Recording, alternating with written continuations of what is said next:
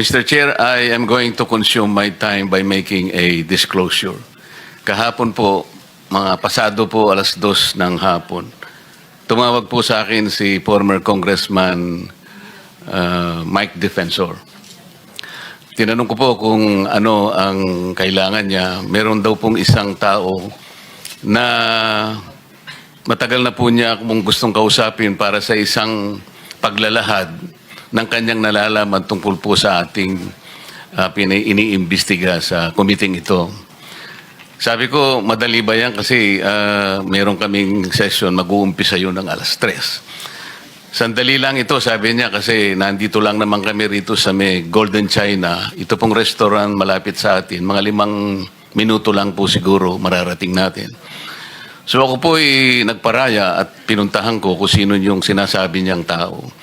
Kasi po meron na raw po siyang draft na salaysay na kung gusto ko raw pong makita. So Mr. Chair, ako po ay nagpaunlak para makita kung talagang meron ngang ganung tao at meron nga siyang gustong isalaysay.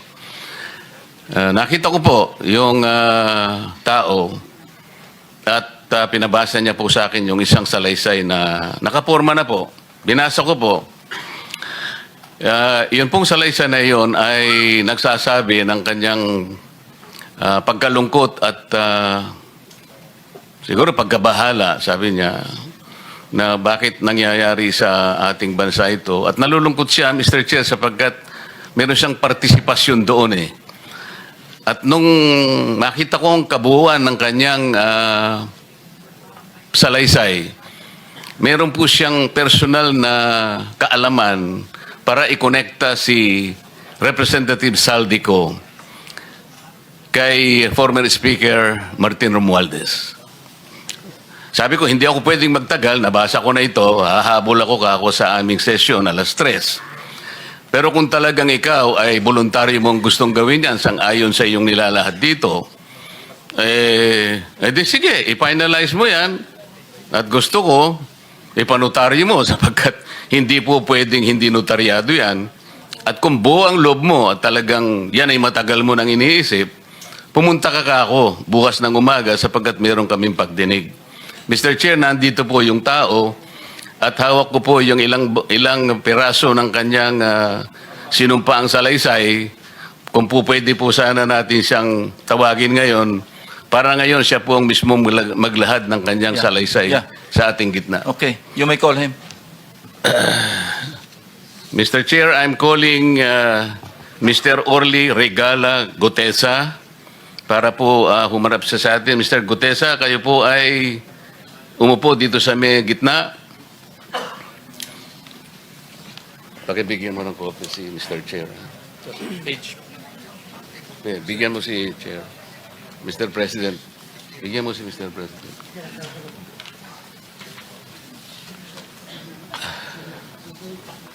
Manatili ka muna nakatayo kasi nunumpa ka.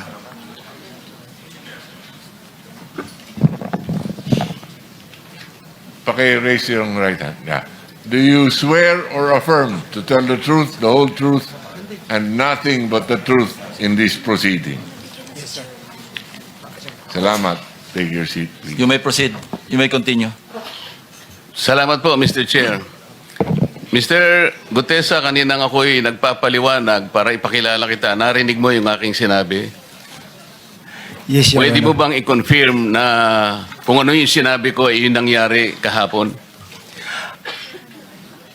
I confirm, Your Honor. Salamat po.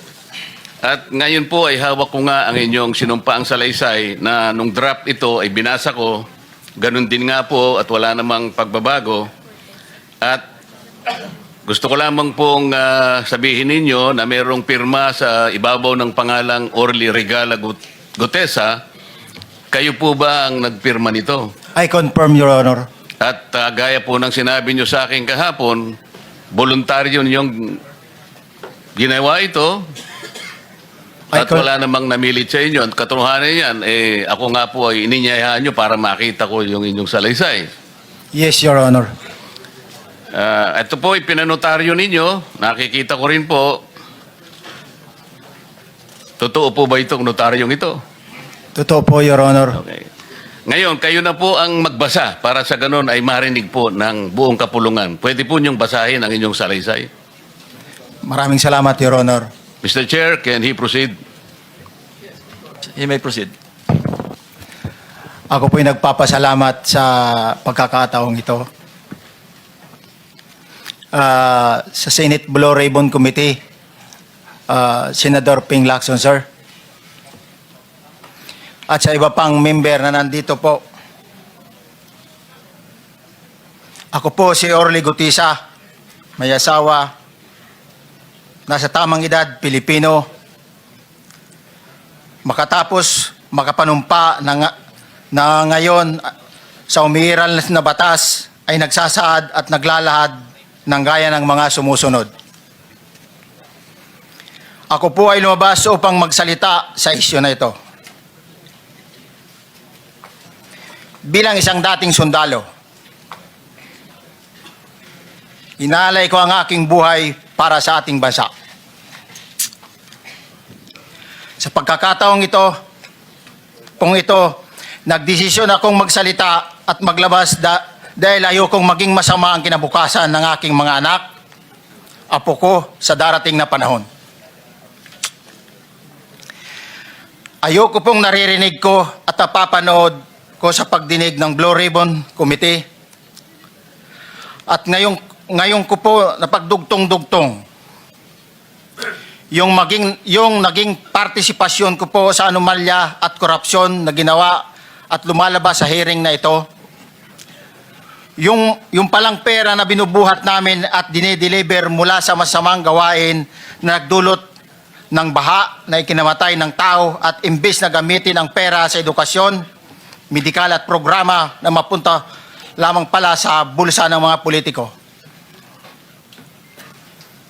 Mabigat po sa akin magsalita dahil may pamilya ko. 4 ang anak ko, nag-aaral pa. May asawa ako at nangangalaga sa aking mga anak at marami akong kasama sa operasyon na may kinalaman sa ibabahagi ko sa inyo. Nagtatrabaho lang po kami ng mga kasama kong sundalo sa Philippine Marines. Huwag sana isipin ng aking mga kasama na nagtatraidor ako. Ako sa aming trabaho at pinagsamahan dahil pare-parehas kaming may pamilya at gusto lang naman naming ayusin ang kinabukasan ng bawat isa. Wala akong iniisip na kapahamakan para sa kanila, bagkus ang gusto ko lang maiayos ang kinabukasan ng bayan at lahat kami. Noong December 5, 2004, na-hire ako bilang security consultant sa Ako Bicol Party List or AKB kay Congressman Saldico. At nasimula ng duty ko kay Congressman Saldico. Bawat umaga, nagre-report ako sa BGC sa Horizon, sa Bonifacio Global City, kung saan nakatira si Kong Saldico. Tuwing may duty at detailed ako sa basura, it means itong basura, ito yung box ng pera na pinag-uusapan natin sa kasalukuyan. Mr. Gutesa, mag-stick ka lang sa binabasa mo. Huwag ka nang nag-a-adlib. Ay, Kung ano yung nandito, basahin mo lang. Yes, Your Honor. Tuwing may duty detail ako sa basura, pumupunta kami sa 28 Ladybug Corner, Dragonfly, Valle Verde 6, Pasig City. Tagabuhat lang ako ng malita ng basura. Ang ibig sabihin ng basura ay malita na may lamang pera. Ang bawat malita ay may lamang humigit kumulang 48 million pesos.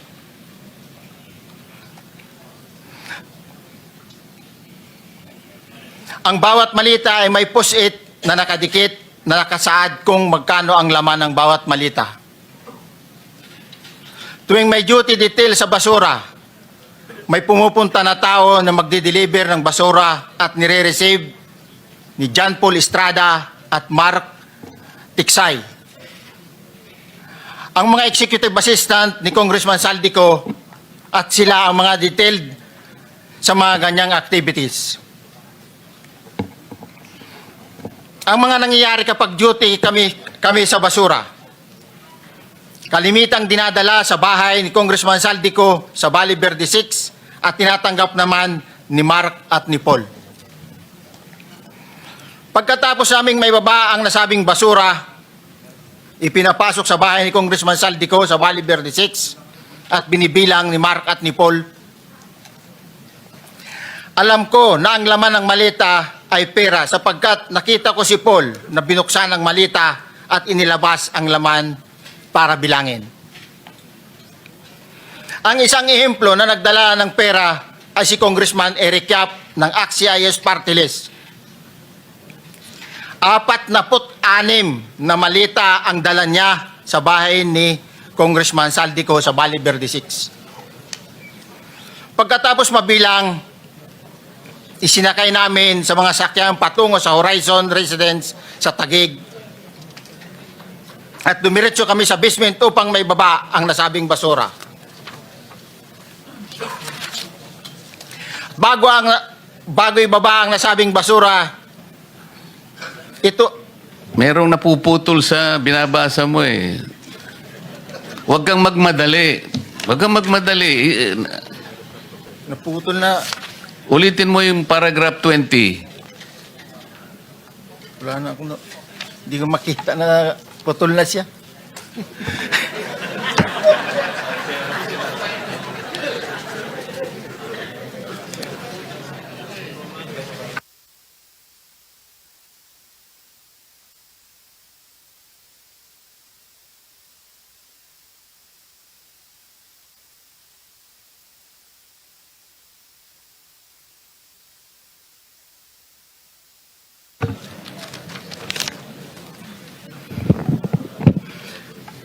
Pagkatapos, mabilang ang sinasakay namin sa mga sakyang patungo sa Horizon Residence, Taguig.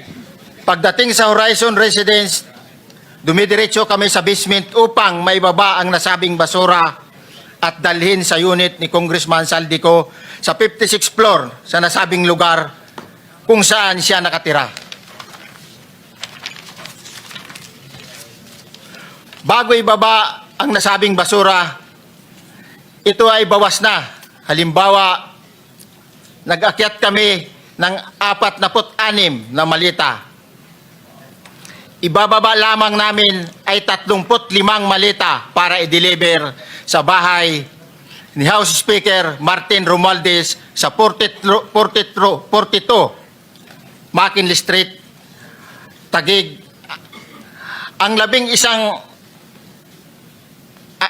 isang malita ay naiwan sa taas ng 56th floor sa Horizon Residence. Humigit kumulang 3 beses ako mismo ang nag-deliver ng basura sa bahay ni Congressman Saldico sa Horizon Residence at sa mga bahay ni Speaker Romualdez sa 42 McKinley Street, Taguig.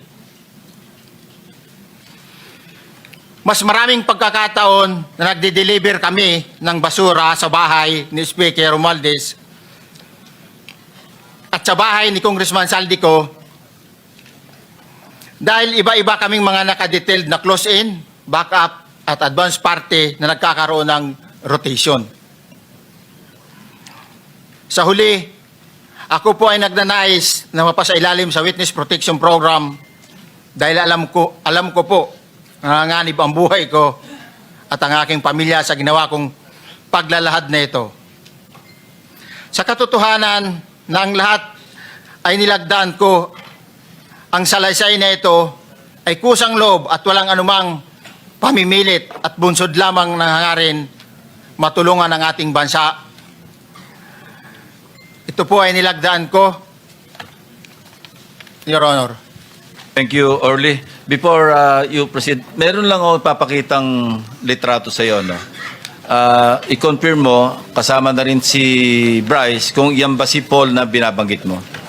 I confirm, Your Honor. Yun nga po, Your Honor. Siya po. Okay, so, yeah, for the record, andito po yung litrato nung binabanggit na si Paul. Ang pilyado nito.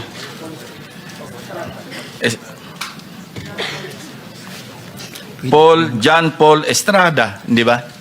Yes, Your Honor. Sige. Thank you very much. You may continue, Senator Marcoleta. Thank you, Mr. Chair.